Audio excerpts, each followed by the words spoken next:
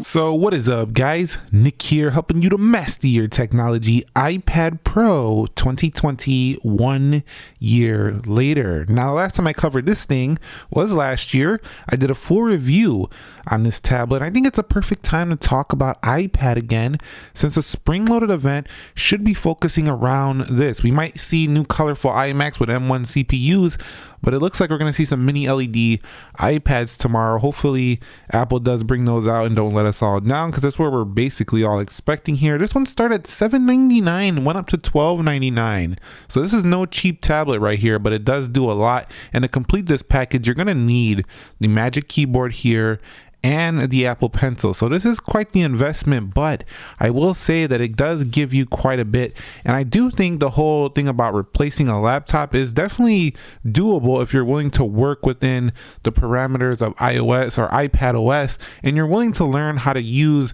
this more like a computer, or just kind of get used to it versus your old traditional way of doing laptop computing. In certain programs, you might not be able to get away with this, so it really depends on the user. Okay, so to give you some context, how did I mostly use this? Because everybody, the way they use an iPad might be different. If you're a gamer, you might not even want the Magic Keyboard. For me, it was always on the Magic Keyboard, Apple Pencil always ready up top there.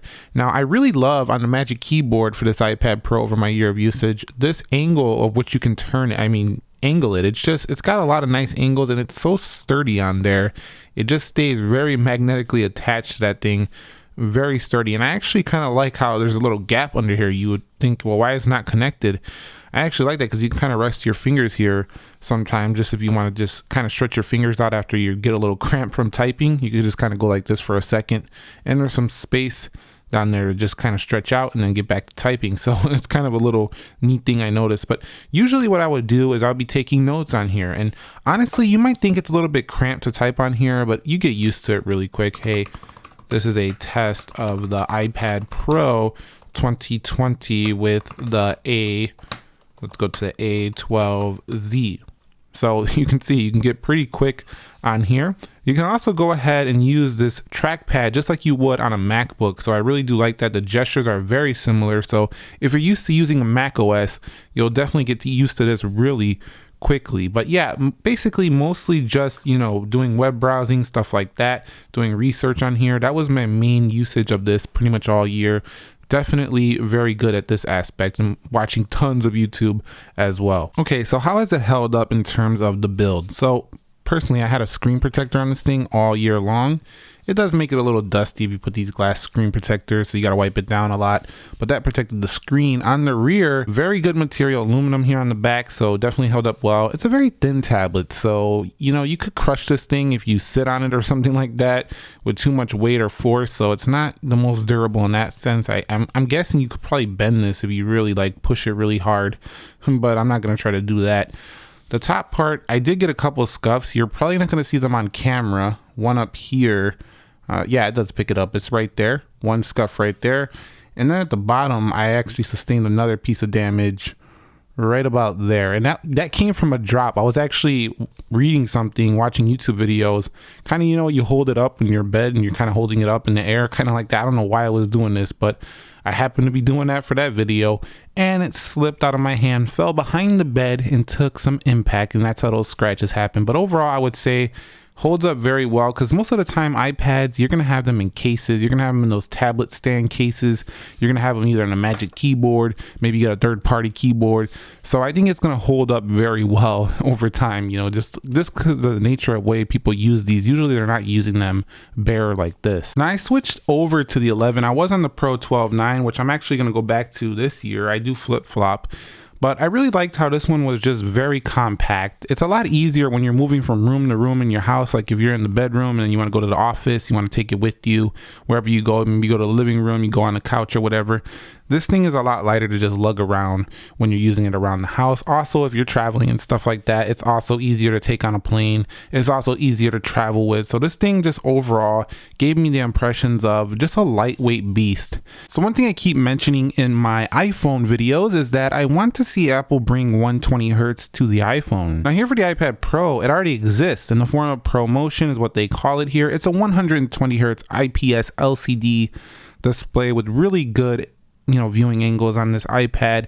In addition, it has a pretty decent overall contrast, but we could see improvements to the contrast ratio. But overall, I gotta say, the display is one of my favorites on any Apple product, and it's mainly because of how smooth it is. It's so much smoother than the iPhone 12 Pro Max display. It's just unbelievable. If you put them side by side, you will definitely see this. It's definitely way more smooth. Also, for a tablet, it gets 600 nits bright, so it's not brighter than a phone, but because it's so large, it just looks super bright.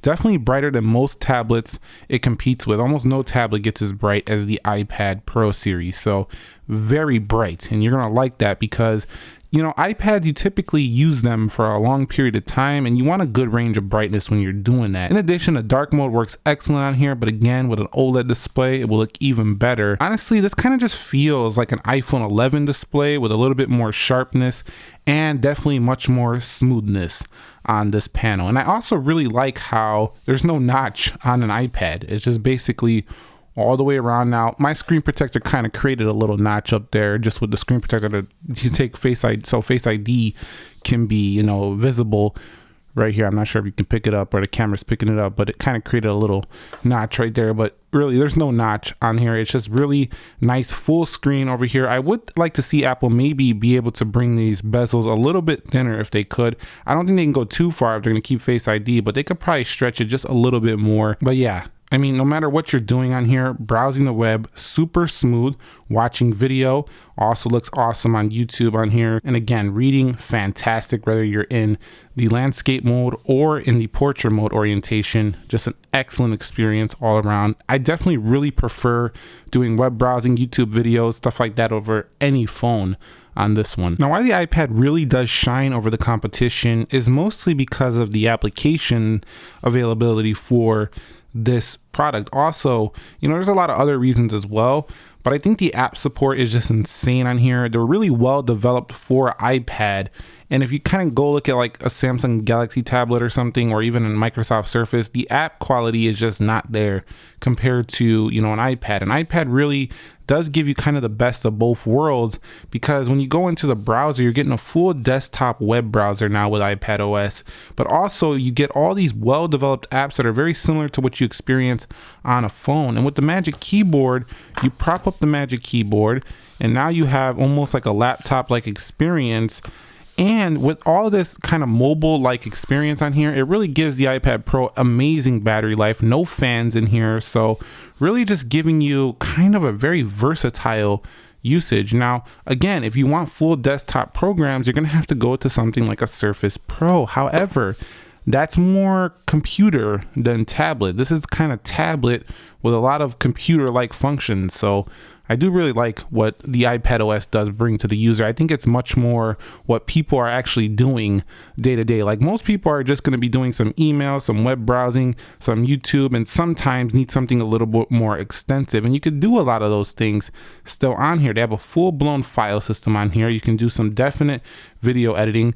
This iMovie application for Apple, just the basic one that comes with it, is better than most video editors you're going to find, at least the basic ones for like the Galaxy tablets. Or, definitely the Surface will give you a lot of those like Premiere applications. So that one's maybe a little bit better, but you do have LumaFusion for this as well. I mean, you can definitely do some pro stuff, but I would like to see Apple bring Final Cut to this software. In addition to that, you do have the Today view, you have the widgets, all the same security, all the same stuff that you would get on the iPhone from iOS 14.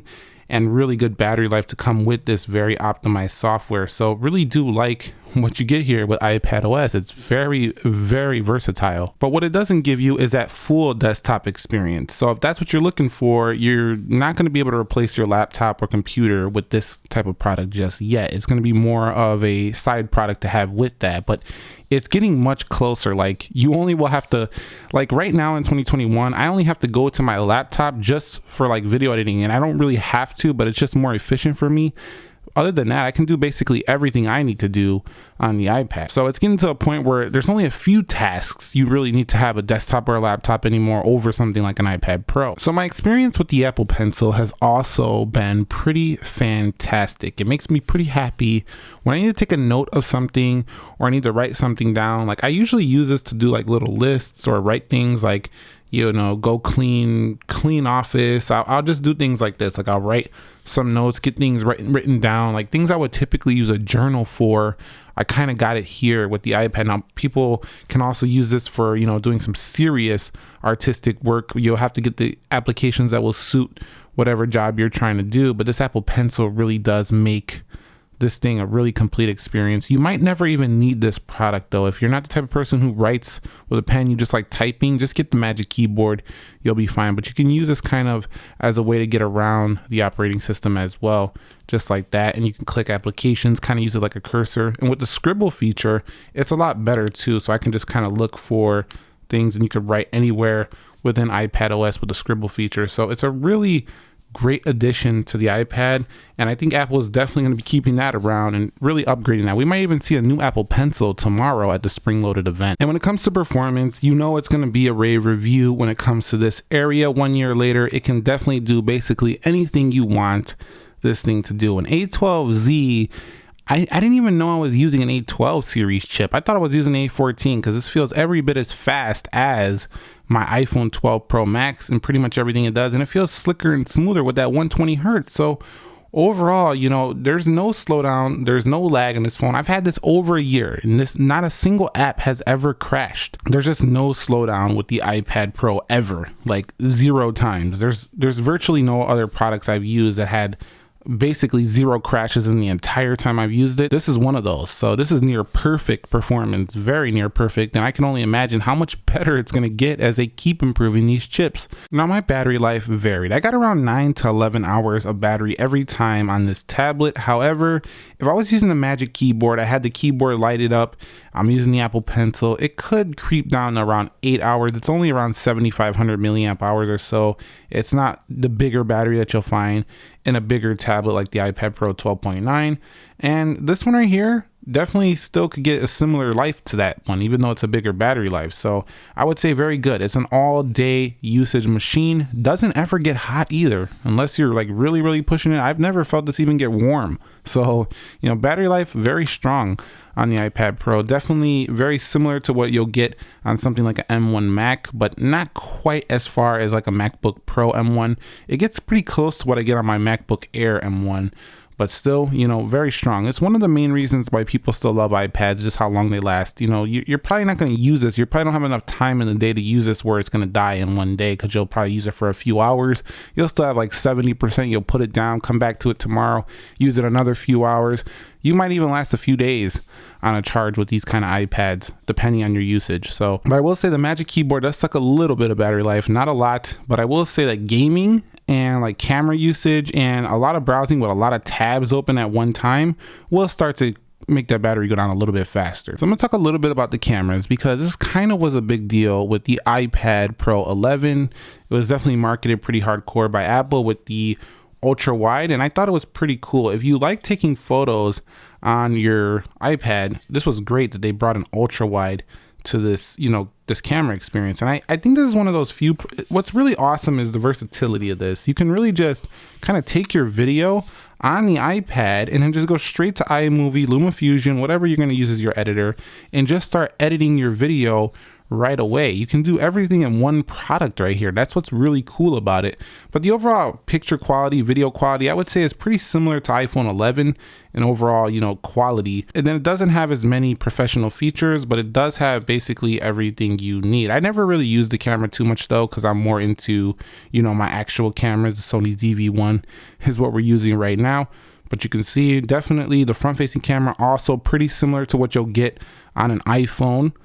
Definitely 7 megapixels, pretty close to the iPhone XR actually. You can do like 1080 30 1080 60 on the front, so definitely decent video, but nothing you're gonna be too impressed with. I would say that the camera system on here, very strong for a tablet. Not gonna beat out your best phones, but really strong for what this product is. And so how about the speakers? You can't see it because you're only using this device, but this phone definitely gets like double less battery. Now there's speakers that come out over here, it's like a 4-channel speaker system over here and here. Very deep, very rich and loud. Max phones, and I'm only comparing that because, you know, you do have options like the 10R that can give you 2 more out. They're going to be great in movie. They're going to be very good in YouTube videos. You're going to love them. All right, so I've been praising this tablet after my year usage all video long. What can be better? And there's really not much, but I would say a more saturated display on here. They can make it smoother. You can go up a little bit more in the hertz if you want to make it even smoother. They don't have to, but they can. You know, the next edition could also have an even faster CPU. We can go with like an A14Z and A14X, something like that. So you can always get more speed as, you know, more demanding, you know, users hop on these Apple products and try to make them their main computers. They can definitely always improve that. I think what they can really improve is bringing some more pro applications to this product, like Final Cut Pro. For example, throw some pro apps in there so the pros can leave their desktops behind. You know, they can definitely try to make this their main computer, or make, you know, the iPad Pro 12.9 their main computer. And I know some people are going to get in the comments and say, I've already done it. It's been a, you know, pretty easy to do, but for some, it just doesn't work. And in conclusion, this is one of those products that I have in my arsenal of tech that just feels like it's the closest to a perfect product for what the iPad is. Like, you know, I'm looking for a tablet. This is like my closest to a perfect product I have. I really don't have many complaints about it. I mean, I don't like notches too much on the iPhone. There's no notch here. I don't like the iPhone at 60 hertz right now. There's 120 hertz here. I like great battery life. It has it. I like great computing speed. It has it. You know, I like doing video editing. It also has that. I like doing photo and video. Well, it has that too. It basically has everything you would want. You want to do gaming? It has that as well. You want to do typing? Magic Keyboard. Hello. You can also get some third-party keyboards if you want to save some bucks, but I really recommend this one because it's basically the best you're going to get for this, with the built-in trackpad, and it's all designed by Apple, so it can be, you know, updated to be a better experience as well. It's just really close to a perfect product, I think. I really just can't wait to see what they do next with the iPad Pro series. I'm definitely a major fan. Let me know your thoughts on the iPad Pro 11. Are you going to be picking this one up after the new ones come out for a better deal on it? Are you just going with the new one? Are you going with a cheaper iPad? You want to see some more iPad content? Let me know down below in the comment section of this video. And if you found it helpful, entertaining, informing, and any questions about it, let me know, because I have extensive experience using this product. I'll catch you all in the next episode. Nick here, helping you to master your technology. Thank you very much for watching. I'll catch you all in the next one. Peace.